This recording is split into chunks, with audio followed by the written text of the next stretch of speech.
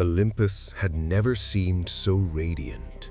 The marble columns gleamed under the eternal light of the heavens, and the air was perfumed with nectar and ambrosia. It was the wedding of Peleus and Thetis, the union between a valiant mortal and a sea nymph, and all the gods had been invited to celebrate, all except one. Eris, the goddess of discord, watched from afar, her dark eyes blazing with fury. She had not been invited. They had deliberately excluded her, as if her presence could tarnish the perfection of that feast, as if she were unworthy of being among the immortals. Rage boiled in her chest like lava about to erupt from a dormant volcano. "Do they think they can ignore me?" she muttered, her voice thick with venom. "I'll show them what happens when they disregard discord." From her somber robes, Eris pulled out a golden apple. It was no ordinary apple. Its brilliance was mesmerizing, almost magical, as if it contained all the light of the stars within its polished surface. With a cruel smile, she carved words into the fruit. "To the fairest." 3 simple words that carried the weight of 1,000 storms. Eris appeared like a shadow in the entrance to the hall. The gods turned, surprised by her uninvited presence. Before anyone could react, she hurled the golden apple into the center of the hall, where it rolled to rest at the feet of the deities. Eris's laughter echoed off the marble walls as she vanished like smoke, leaving only chaos in her wake. "To the fairest," Hermes read aloud, picking up the apple and turning it in his hands. The silence that followed was heavy, dense like the fog before battle. And then 3 figures stepped forward simultaneously. Their presence dominated the hall. Hera, queen of the gods, raised her chin with imperial majesty. Her brown eyes gleamed with absolute authority. "The apple is obviously mine," she declared, her voice resonating with the power of one who ruled Olympus alongside Zeus. "I am the queen of the heavens. Who else could be more beautiful?" Athena stepped forward, her armor gleaming, her gaze piercing and calculating. "Beauty isn't measured solely by appearance," retorted the goddess of wisdom, her voice as sharp as the blade of her spear. "True beauty lies in intelligence, strength, and strategy, and in that I am unparalleled." Then Aphrodite moved, and it was as if the very air around her shifted. Her golden hair seemed to float with a life of its own, and there was something in her blue eyes, something deep, ancient, and irresistible, that even the gods averted their gaze. "My dears," she said with a smile that could melt bronze, "I am the essence of beauty. I was born from the sea foam to embody it. The apple cannot belong to anyone else." The tension in the hall was palpable. The 3 goddesses stared at each other, neither willing to yield. The other immortals retreated, knowing full well that interfering in that dispute would be fatal. Zeus, seated on his throne, watched the scene with growing unease. He was the king of the gods, the one who hurled lightning bolts and made mountains tremble, but even he knew there was no victory in judging this dispute. Choosing one would mean incurring the eternal wrath of the other 2. "Father," Hera turned to him, her voice heavy with expectation and danger, "surely you can handle this." Zeus felt a shiver run down his immortal spine. He looked at Athena, his favorite daughter, born from his own head. He looked at Aphrodite, whose beauty disturbed even the heavens. And he looked at Hera, his wife, whose jealousy had already caused countless catastrophes. I cannot judge this matter, Zeus declared finally, his thundering voice attempting to mask his relief at finding a way out. It would be unfair coming from me. We need an impartial judge, a mortal. Hermes, ever astute, suggested, there is a young shepherd on Mount Ida in Troy, Paris, son of King Priam, though he does not know it yet. They say he is just and sharp-eyed. Let him judge. Zeus seized the suggestion like a shipwrecked man grasps a piece of wood. Excellent. Hermes, lead the goddesses to him. And so the dispute left the golden halls of Olympus and descended to the world of mortals. Mount Ida was a place of peace. Paris, a handsome young man with dreamy eyes, tended his flock, unaware that royal blood ran in his veins. He'd been abandoned at birth because of a terrible prophecy that it would bring about the ruin of Troy. Raised by shepherds, he lived a simple life, far from the intrigues of the city. That afternoon, he was sitting in the shade of an oak tree when the world around him seemed to stop.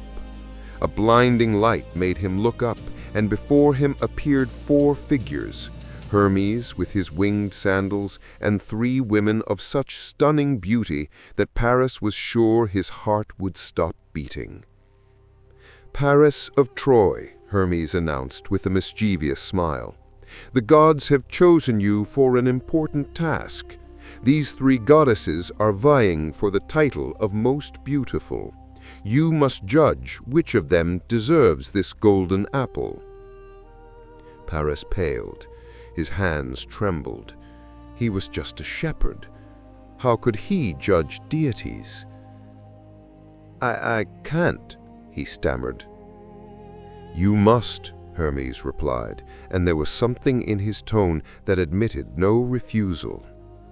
Choose wisely, mortal. And then Hermes disappeared, leaving Paris alone with the 3 goddesses. Hera was the first to approach.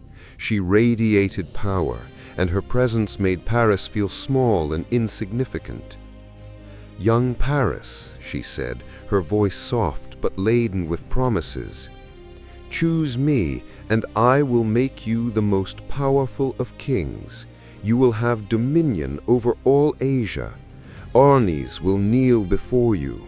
Riches beyond imagination will be yours. You will rule the world. Paris felt his heart race. Power, glory, everything a man could desire.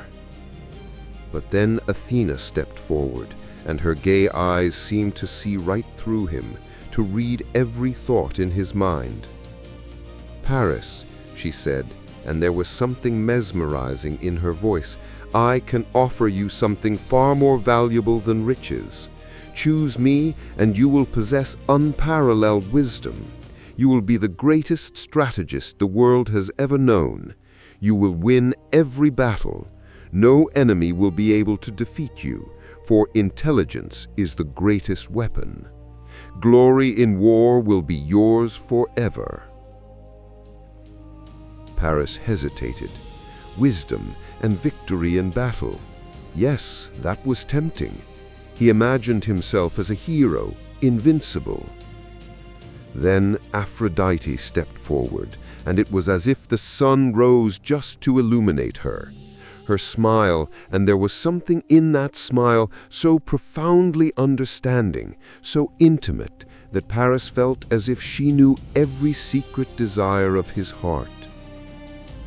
Paris, she whispered, her voice a pure melody. Power and glory are fleeting. They pass like clouds in the sky. But love, love is eternal. Choose me, and I will give you the most beautiful woman in the world, Helen of Sparta, whose beauty makes even gods sigh. She will be yours, and you will know a love that will transcend the centuries. Isn't that what your heart truly desires? Paris closed her eyes. In his mind he saw riches turning to dust. He saw battles that left only death and sorrow. But love was different. It was the only thing that made life worth living. When he opened his eyes, his decision was made. With trembling hands, he held out the golden apple to Aphrodite. "You," he said, his voice barely a whisper, "you are the most beautiful." Aphrodite accepted the apple with a radiant smile, her eyes gleaming with triumph. "You chose wisely, Paris. Your reward will come soon." But as she walked away, Paris saw the gazes of Hera and Athena. There was no fury in their faces.